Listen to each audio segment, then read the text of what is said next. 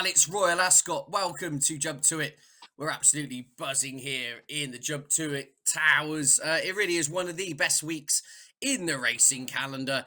And with me to kick off day one preview of this year's Royal Ascot is Stephen Harris. Stephen, how are you? This should be terrific. We're going to go through the Tuesday in this show, race by race, source out our best bets as well. But more importantly, have you got your top hat dusted off? And as I said, this is a cracking day's racing. I think this is the best. Certainly, the first day of Royal Ascot is the best day's flat racing of the whole year, and I think the 5 days is, apart from Cheltenham, probably the week you look forward to most as a punter. And it's actually unusual and a bit like Cheltenham in a way. You actually don't have to have a bet in a lot of these races to enjoy the spectacle. We were chatting off air, weren't we? That I mean, neither of us go racing as much as we probably like to these days, but I would like to be at Royal Ascot. I think tomorrow, the time I'm recording, Tuesday, the first day, is an absolutely fantastic day of racing. We're going to have proper flat racing ground. It's going to be good to firm. I'm sure they're going to be watering by Thursday or Friday because the forecast is sort of 26 degrees by the weekend. The chance of a shower on Saturday, but that'll be too late to change things much. So proper fast ground, proper racing. Horses from all around the world, Australia, America, Japan, France. It's going to be a fantastic 5 days. Yeah, absolutely. You're spot on there. The ground is a key talking point. If you remember 12 months ago, I think we had a blend of, a bit like this year's Cheltenham, I think we had a blend of good to firm to soft to heavy throughout the course of the week, where, as you say, it was kind of wet and then the sun came out and it dried it out in a matter of moments. I think it's fair to say. Fortunately, just a little bit of a dampener on it. Excuse the pun. It could ruin a couple of the absolute mega clashes, couldn't it? Stradivarius, by default, he's still standing now. I thought he was close to the retirement shed. Trushan, if the ground is as predicted, won't be lining up. And of course, we all wanted to see Homeless Songs against Inspiral and Cachet in an absolute blockbuster. It's a chance, listening to the vibes, that Homeless Songs won't run, and even Inspiral as well. I mean, what's going on?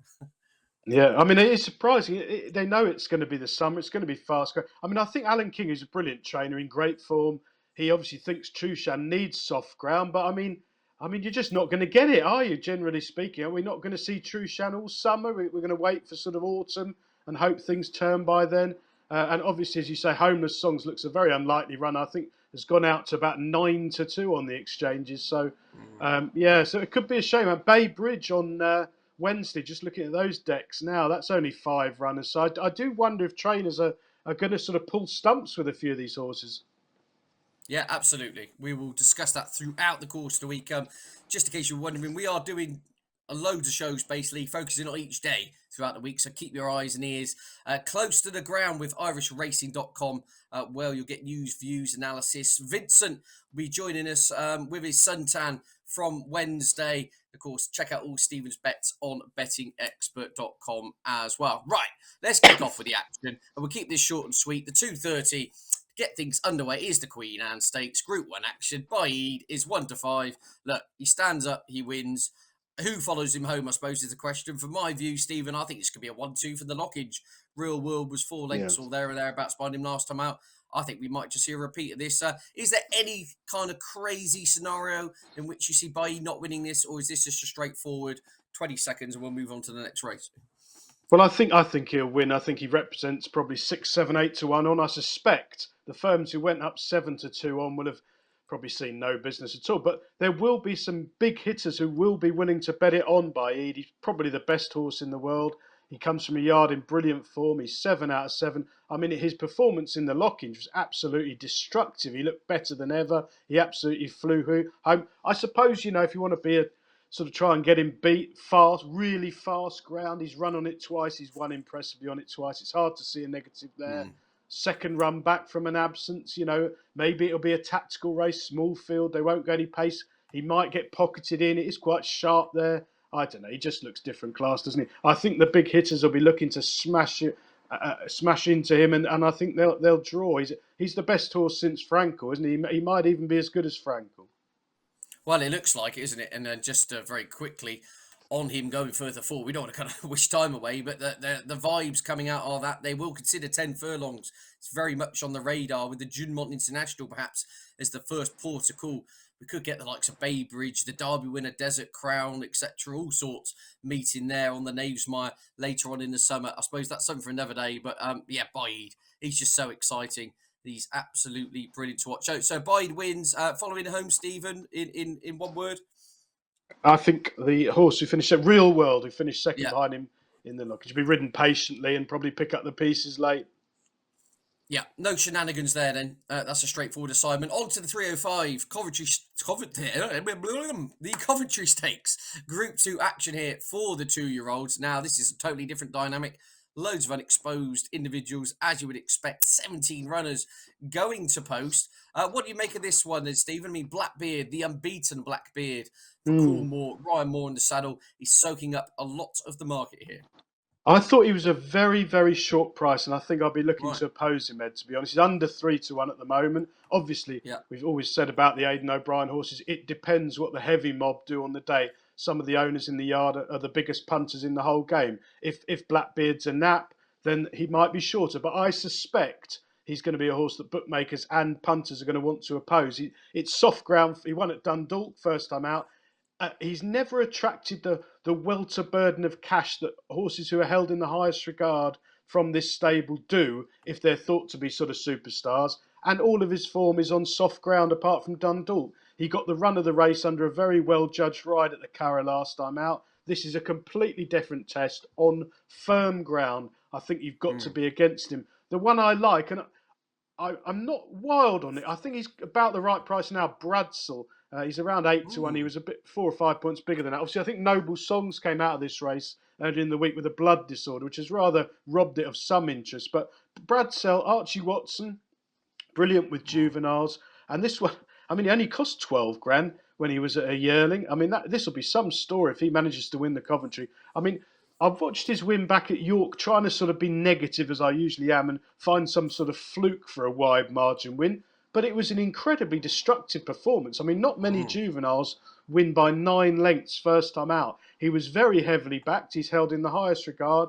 Holly Doyle's on him. The ground won't be a problem. I mean, this is a big jump up in class against runners from the top stables. But I sort of feel like if you had your eyes shut, Ed, and this one was trained by Aidan O'Brien or John Gosden, I don't think he'd be 8 or 10-1. I think he'd probably be favourite because of what he did at York. So judging it purely on what I've seen, he also clocked a fantastic time figure. I mean, I always bang on, you should only worry about time when you're serving it. But obviously, with 2-year-olds on fast ground, it does provide a good way of analysing things. And I thought Bradsell was my selection. I think it's probably a race where I'm going to try and lay Blackbeard, perhaps win and place, and back Bradsell. And maybe, do you fancy one of the bigger priced runners here?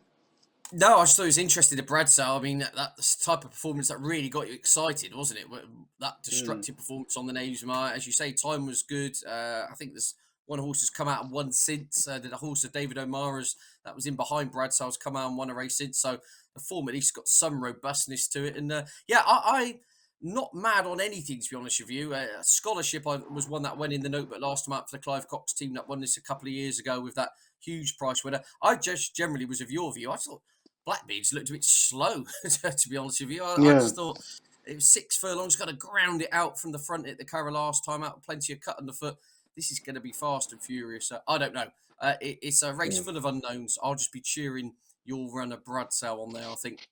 In the 305, the Coventry Stakes. Well, Nando Parado, that was it, 150-1. The biggest ever price winner at Royal Ascot for Clive Cox a couple of years ago in this race. Right. On to the 340. Now, this is one of the big clashes of the week, isn't it? This is the international flavour in full force. You've got Nature Strip, Golden Pal, kind of 5-2 Nature Strip. Best price 3-1 Golden Pal. A Nature Strip, of course, comes with a huge reputation in Australia. Golden Pal, Wesley Ward's been giving it all the big one this week, hasn't he? Saying the best horse in the best form he's ever brought over. Blah, blah, blah. And then you've got a whole host of very top-class performers, highly rated individuals from this side of the Atlantic Ocean, if you like. So, I mean, how do you kind of break this one down? Do you focus on the top? Is it a no bet? Or you look to play something small each way and make use of your each way concessions? Well, I think this is a fascinating race, Ed, isn't it? And not one that, either of us can pretend to know the American or the Australian form, but we need our old pal Shane Anderson back. I know he'll be Yeah, smashing into Nature Strip. yeah, I've seen people. These Australian horses really do divide opinions. I mean, I had death threats when Black Caviar nearly got beat at Royal Ascot about 25 years ago. Do you remember that? When the jockey yeah, mistook the yeah, winning line, 6-1 yeah, on to win that cellar at Royal Ascot, and he yeah, fell in over the line. The greatest horse of all time. I was yeah, thinking just about win a handicap at Ponty. And then we had Winks as well, another horse completely overrated, beating the same handicappers every single week. But they love it. It's only a winder. They're fantastic horses. But this one is supposed to be the real deal, isn't it? I mean, and you've got Golden Pal, who's going to go off like a greyhound, 5 lengths clear at a blistering pace. They're going to be mm, strung out like a sort of Foss last 3 mile chase. It's a brilliant, brilliant races. I really, really fancy Twilight Calls, and mainly mm, because I think he's got an wow, absolutely brilliant makeup with Moore back in the saddle. I thought he was a shade unlucky not to win at Haydock last time out behind King's Lynn. They reopposed, but I think Twilight Calls will definitely reverse the form. He's a smooth traveller. In his early days, he didn't settle, and he took a long time to get into the rhythm of these sprints. But I mean, if you don't settle in this race, you're never going to settle. It's going to be the yeah, yeah, fastest 5 furlongs you're ever going to see in your life. And Twilight Calls is just going to get a lovely cruising toe into it with more sort of 6 lengths behind the American Trailblazer. And I think he'll go really close. He's been 10, but he's still 8-1. Again, Ed, we yeah, always say, don't we? Extra places probably on. I think he's a really good each way bet, Twilight Calls, because he'll be ridden with patience. He loves fast ground. Henry Candy, who obviously always misses the winter, doesn't really bother with the all weather, has taken a month or two to hit form, but he is in form now. He's also running really well. He's had a couple of winners in the last week, and all of the ones they've backed have run blinders. I think Twilight Calls is a really good bet here. I think Golden Pal will lead, string them all out. They're going to go really, really fast. I've no idea about the Australian form, but I do mm, think Twilight Calls is the sort of horse, Twilight Calls, the public will latch onto. I don't think the front two are going to be horses that the public are going to back at 5-2 each. I think this could be a lot wider when we get to the post time. I wouldn't be surprised if it was nearly 4-1 the field, and Twilight really. Calls was one of those 4-1 chances. Fascinating, yeah, really fascinating race. Not one I got a strong view on. I just think it's a No, spectacle. This could be absolute fireworks, to be honest with you. For a token selection, brilliant. just through the angle you were talking about, Lazuli, who would be the Godolphin second string with James Doyle on board. I mean, the horse does kind of stay 6.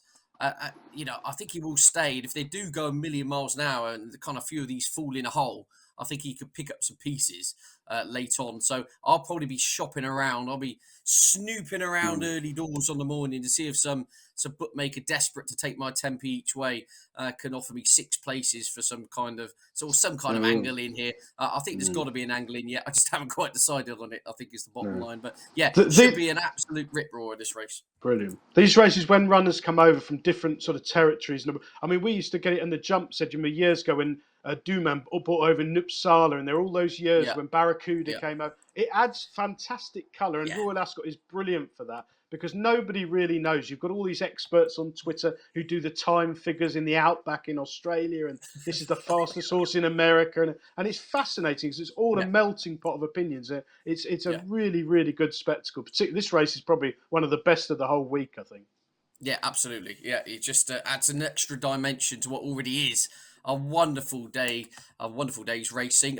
It continues, doesn't it? In the 420, the St James's Palace Stakes, Caribus, the 2,000 guineas winner, best price. Where are we going? At time of recording, 4-5, to add Mm. another win to the CV. There was talk of Native Trail running in this.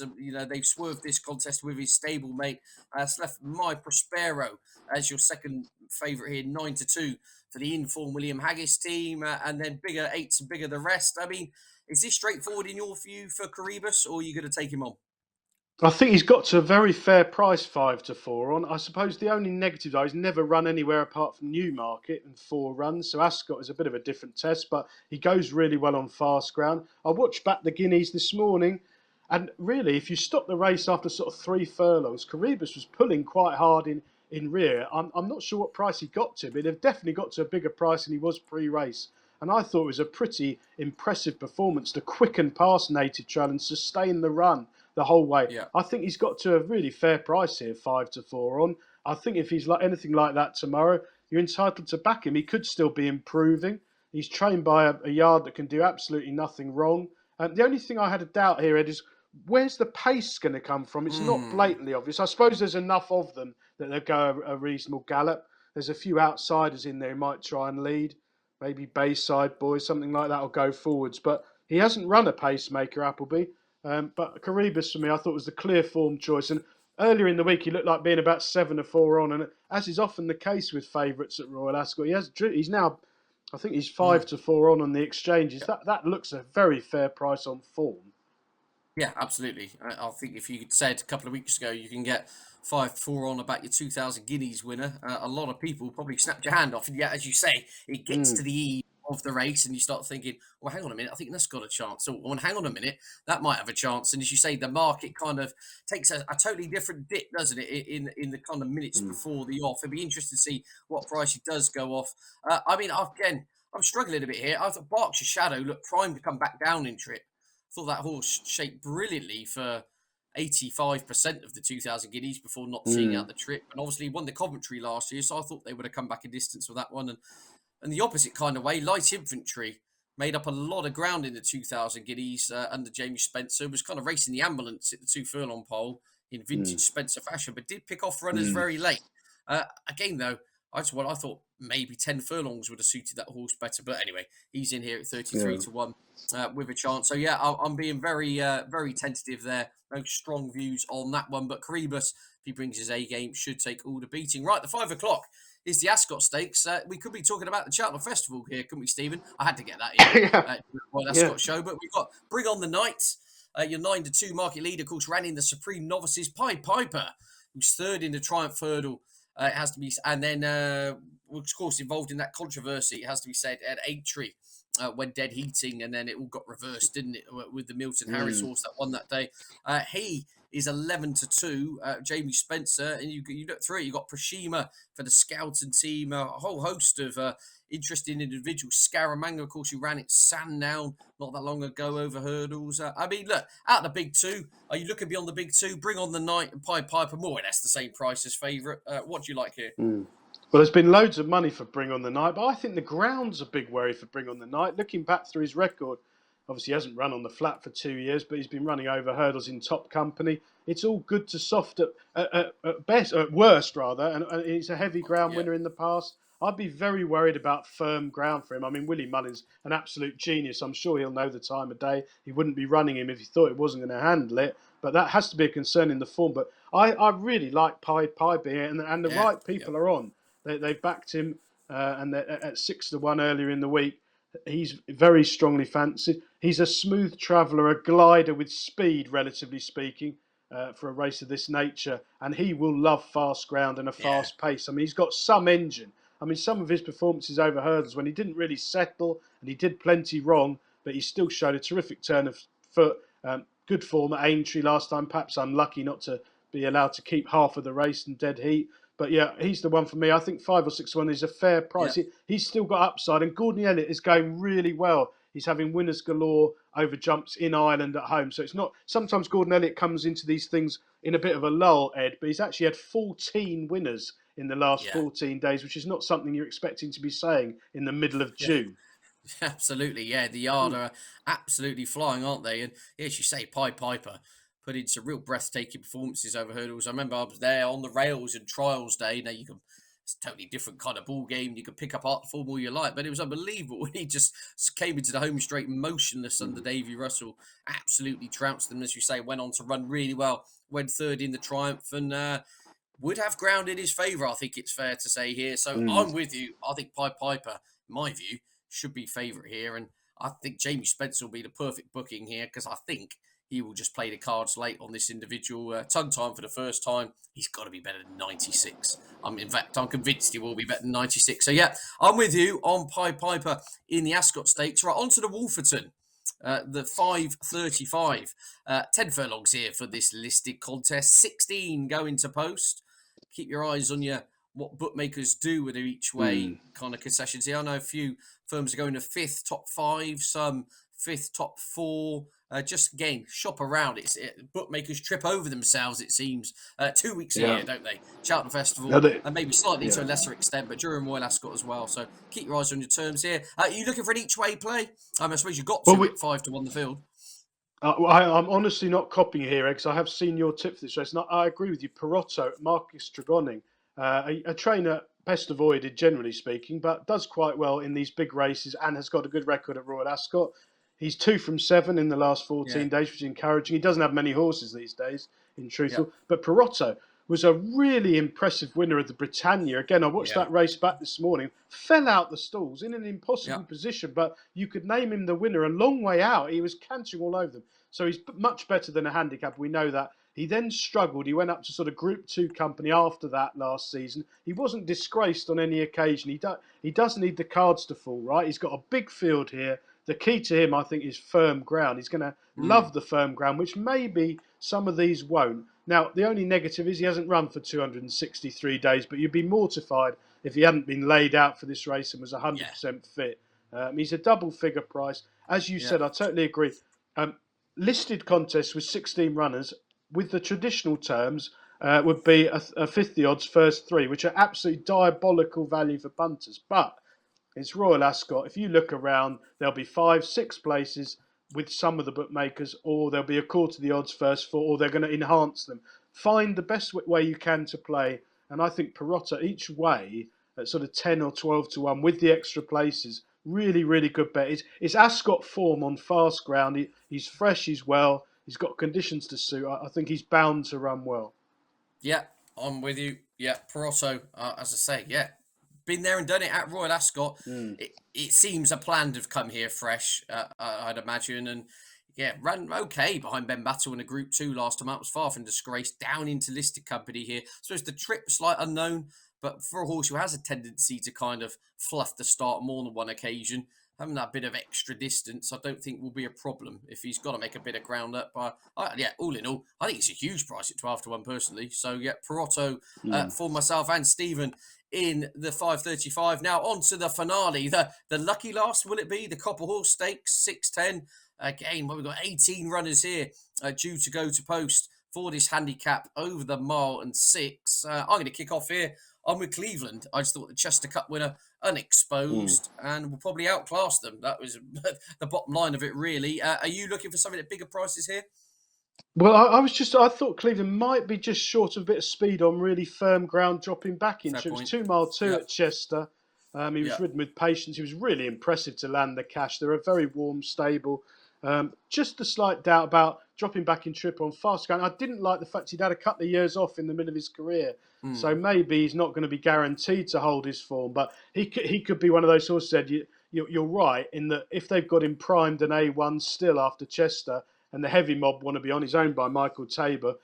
He could be one of these smash up horses at Royal Ascot that they've laid out to land the yeah, cash. The one I like is Stole. Another one with yeah. Ascot for me. Won a 3-runner race last season. He got an absolutely appalling ride from Dettori behind Kimari in the Queen's Vase last year at this meeting. He was about 20 lengths behind. I should think it was John Gosden must have been spitting feathers. He ran on strongly to take third late without ever getting a prayer of getting anywhere near the leaders. And he's come out this season. He ran well at Newbury first time when third, probably just needed it. And last time out, he was not quick enough, but still ran quite well. Back at Ascot, back up in trip. I think he's got loads of upside. And John Gosden, obviously, going really well as usual. John and Teddy Gosden, I should say, 14 winners in the last Yeah. fortnight. Absolutely flying. 39% strike rate. It's worth bearing that in mind. They're absolutely on fire at the minute. And Stowell is around 6 to 1. He's an each way alternative to Cleveland, I think.